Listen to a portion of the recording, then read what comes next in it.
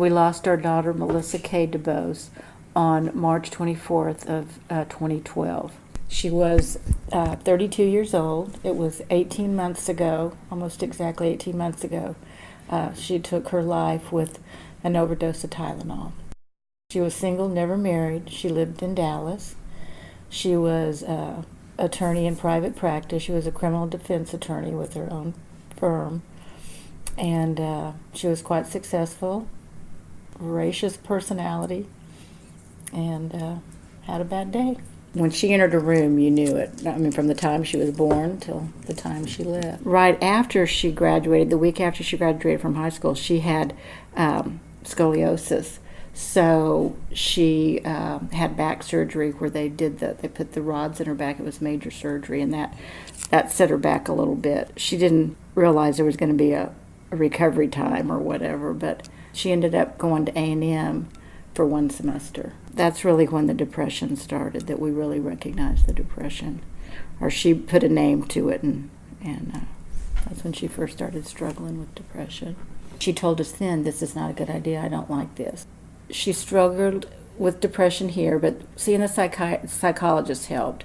And I never went with her to the psychiatrist because she took a lot of grief from people about being on the antidepressants, and she felt like something was wrong with her. People were looking down at her, and she was just unique. She didn't. There wasn't two faces with Melissa. What you saw is what you got. So she went to SMU, and that's when it really started. She was 21.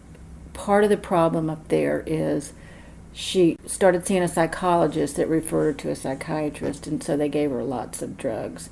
And she was diagnosed with ADD for the first time, so they gave her Adderall. I hold anybody accountable through this whole process other than Melissa. I think she got bad medical advice. She always had the depression, and it would come and go. I mean, she'd be fine. And at first we thought it was seasonal because it was always in the fall. She did really well for a while, but we all knew it was coming. We all knew that she would eventually get really down, and she did. I had texted her that morning because I knew that St. Patrick's Day was going to be a hard day for her just because she'd had so much fun the year before. And I didn't hear from her till about 3:45, and she texted me and said, I love you too, because I texted her and said, I love you, and she wrote me back, I love you too, Mom. And that was the last time I heard from her. She had written Jeff an email at 11:25 and said, I should be dead by 5 per your request. So she knew. That's why I said this time it was planned, and she knew.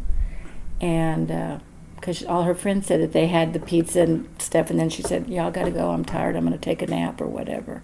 And so as the afternoon went on and we didn't hear from her, I got worried, so I called some friends to go over, and her car was there, and they found her. She was alive in her room. She was sitting on the floor, and she had a book in front of her, and she had a gun that she had bought not too long before behind her. For a couple of days, her numbers got worse, like they thought, but they took her off the heavy sedation, and she woke up. Basically, she'd started having seizures about 9 o'clock that night. What they were trying to say, and they couldn't really come out and say it, is they thought she was brain dead. I remember looking at the machine, and it was just, there was nothing there. And at first I thought she hadn't turned it on, and then I realized she had turned it on. And we got to make the choice about when to turn everything off. And we got to be with her, and everybody, her sister was there and everything. So she passed away quickly after they took everything off of her. So, I mean, even to this day, we wake up and can't believe that she actually did it. Everybody's gone, and it's quiet, and reality hits you at night. Nights are the worst. Dennis, we've lost both his parents, but it's not the same as when you lose a child. Not one day goes by that you don't think about him. As much as I want her here, I don't want her here if she's suffering, and she's suffered a lot. I don't worry when the phone rings now like I used to. We don't know what we're doing, but we just do it one day at a time. So things are just now calming down, really.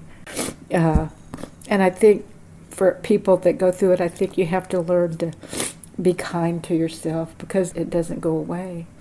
It doesn't go away. The problem that we have with the way we acknowledge and the way we treat mental health is as important as anything else, or if not more important.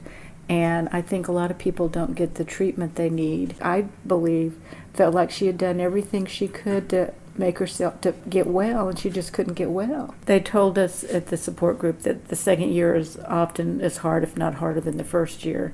And I didn't believe them, because I thought, well, I've already been through hell. I can't, it can't get any worse than this. But it hasn't gotten easier, I can assure you of that.